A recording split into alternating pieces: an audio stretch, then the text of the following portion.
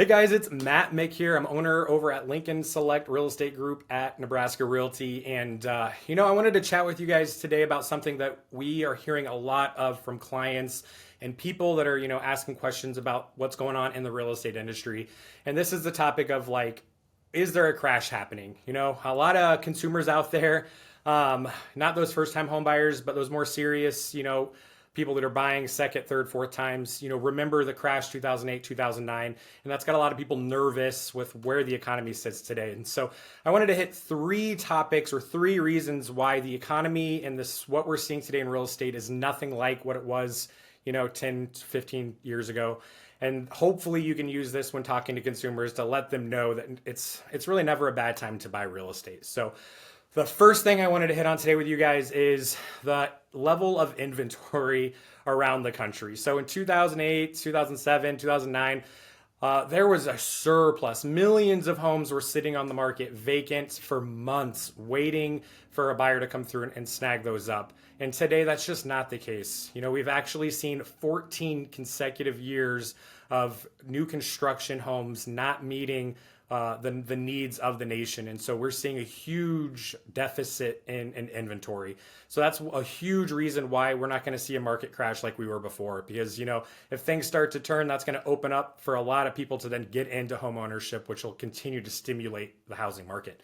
The second big reason here that we're not going to see this is, unlike in the 2000s and late 90s, lending regulations have tightened up significantly.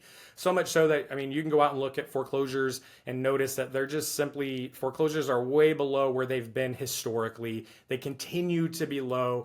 And so just people aren't getting put into homes that they can't afford anymore. And the banks just aren't willing to risk that type of loss again. And so they are really on top of not lending money out to people who simply just are not qualified for that. So the third thing here, and probably the most important thing, is that homeowners in America have more equity in their home than they had ever had. In the late 2000s there, when we saw the market crash, the amount of equity in people's homes was pretty minimal, and lots of people actually owed more than their home was worth due to poor lending practices. Today, over a half of Americans who own homes have more than 50% equity in their home. And what that means is, if times do get tough, they have plenty of equity to just put their home on the market and get it sold.